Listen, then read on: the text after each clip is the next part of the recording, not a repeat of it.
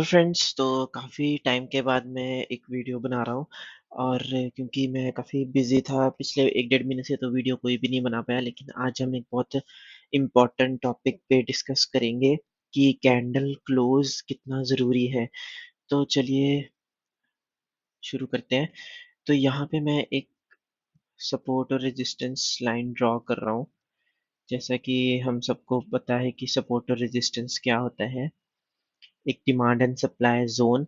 तो कोई भी स्टॉक जब ब्रेकआउट दे रहा होता है तो पहले कंसोलिडेशन ज़रूर करता है और उसके बाद एक ब्रेकआउट देखने को मिलता है। तो आज की वीडियो में हम वही डिस्कस करने वाले हैं और अगर हमने इस चीज़ को परफेक्ट कर लिया तो हम बहुत सारे अपने फेक ब्रेकआउट्स एंट्री बचा सकते हैं और जो हमारा फोमो एंट्रीज होती हैं वो बचा सकते हैं, जिससे हमारा माइंडसेट काफ़ी कूल भी हो सकता है।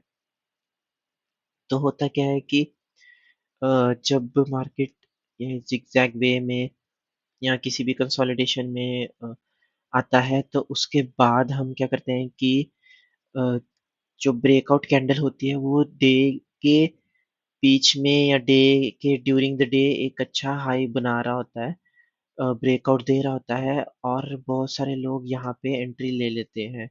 बट क्या होता है कि जब डे एंड हो रहा होता है तो वो स्टॉक जो है वो नीचे आ जाता है और क्लोजिंग अपने रेजिस्टेंस ज़ोन के नीचे ही देता है। तो इससे क्या होता है कि बहुत सारे फेक एंट्रीज़ जनरेट हो जाती हैं और उनके स्टॉप लॉसेस हिट होने के चांसेस काफ़ी ज़्यादा हो जाते हैं। तो इसलिए अगर आपने मेरी पुरानी वीडियोज़ कोई भी देखी हो तो मैं हमेशा बोलता हूँ कि मैं कोई भी एंट्री जो है वो हमेशा 3 ओ क्लॉक के बाद ही करता हूँ। तो उससे क्या होता है कि उस टाइम पे मार्केट जो है वो ऑलरेडी क्लोज़ हो चुकी होती है या फिर क्लोज़ होने के टाइम पे आ जाती है। तो उसके उस वक़्त जो उसका प्राइस होता है ऑलमोस्ट वो उसी प्राइस के आसपास ही घूमता रहता है। अगर वो ब्रेकआउट दे देता है तो वो ऑलमोस्ट ऊपर ही कहीं पे घूमता रहता है या फिर थोड़ा-सा नीचे आता है, लेकिन क्लोजिंग मोस्टली रेजिस्टेंस लाइन के ऊपर ही होती है। तो इसलिए मैं 3 ओ क्लॉक के बाद ही हमेशा एंट्री लेता हूँ, बीच में नहीं लेता हूँ, जिसकी वजह से फेक ब्रेकआउट्स और फोमो एंट्रीज़ मेरी बच जाती हैं। अभी क्या-क्या क्या होता है कभी-कभी कि हो सकता है मार्केट डायरेक्ट काफ़ी बड़ा मूवमेंट आ जाता है और हम ऐसे सोचते हैं कि हमने शायद मूव मिस कर दिया, एंट्री मिस कर दी। बट अगर हम ऐसे सोचते रहेंगे तो हमें बहुत सारे अच्छी एंट्रीज़ नहीं मिलेंगी और हमारे स्टॉप लॉसेस हिट होते ही रहेंगे। तो आपको सारे स्टॉक्स नहीं पकड़ने हैं, सारे मूव हम नहीं भी पकड़ सकते। तो इसी तरीके से हमें वेट करना है, पेशेंस रखना है कि हम सही ब्रेकआउट ही पकड़ें। तो इस तरीके से जो है वो आपके काफ़ी सारे ब्रेकआउट्स हैं जो वो बच सकते हैं।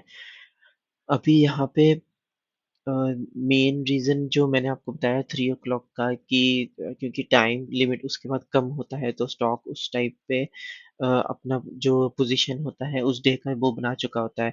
अब एक वेरी इम्पोर्टेंट चीज़ मैं आपको ये भी बताता हूँ कि मैं कभी भी इंट्राडे में स्टॉक्स में ट्रेड नहीं करता हूँ और मैं हमेशा कैश एंड कैरी ही करता हूँ और मैं डेली, वीकली और मंथली के ही चार्ट्स प्रेफ़र करता हूँ। तो अगर मैं सपोज़ यही ज़िगज़ैग ज़ोन वीकली में देख रहा हूँ, तो मैं ब्रेकआउट भी और एंट्री भी वीकली कैंडल पे ही लूँगा। मीन्स कि मैं फ्राइडे को 3 बजे के बाद ही एंट्री लूँगा अगर वो ऊपर है। कभी-कभी क्या होता है कि वीकली में हमें ज़िगज़ैग दिख रहा है या फिर कंसोलिडेशन दिख रहा है, बट जब वीक का एंड आ रहा है फ्राइडे, तो वो ऊपर तो है लेकिन फ्राइडे आते-आते जब फ्राइडे एंड होता है तो वो नीचे ही क्लोज़ हो जाता है, तो वो भी एक फेक ब्रेकआउट होता है। तो सेम सेम केस मंथली में भी मैं ऐसे ही करूँगा। मंथली में भी अगर सेम ऐसे कुछ कंसोलिडेशन हो रहा है तो मंथ के लास्ट डेट में जो ट्रेडिंग सेशन होगा उस ट्रेडिंग सेशन में 3 बजे मैं एंट्री लूँगा। तो ये बहुत ही इम्पोर्टेंट पॉइंट्स है गाइस, ये आपको बहुत ही कम लोग बताएँगे, कोई बताता नहीं है इतनी जल्दी। तो इन पॉइंट्स को आप ध्यान रखें, उस तरीके से आप अपने काफ़ी सारे फेक एंट्रीज़ बचा सकते हैं और मेरा ये है कि मुझे रोज़ ट्रेड नहीं लेना है। मुझे अगर महीने में 1 ट्रेड भी मिल रहा है बट वो क्वालिटी ट्रेड है, उसके बाद मेरा स्टॉप लॉस हिट होता है तो इट्स फाइन।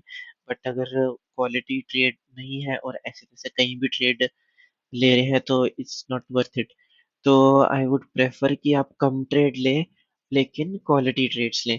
तो गाइस आज का वीडियो यही था इम्पोर्टेंट कि कैंडल क्लोज़ क्यों इम्पोर्टेंट है हमारे फोमो और फेक ब्रेकआउट्स बचाने के लिए।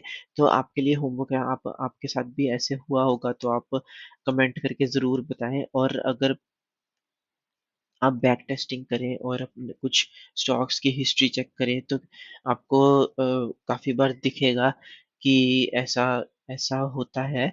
और मार्केट डे के मिड तक या थोड़े से 12-1 बजे तक ऊपर तो जा रहा होता है, लेकिन डे के एंड में वो नीचे आके क्लोज हो जाता है। तो आप इसे होमवर्क करें और काफ़ी सारे स्टॉक्स को रिविजिट करें, और इस जिससे आपको कॉन्फिडेंस भी आएगा। तो गाइज़ यही था आज का वीडियो। तो आई होप आपको अच्छा लगा होगा। अगर आपको अच्छा लगे तो please like, share and subscribe the channel. तो मिलेंगे हम नेक्स्ट वीडियो में एक नए टॉपिक के साथ, एक अच्छे वाले से कोई लर्निंग वीडियो के साथ। तो till then take care and bye bye.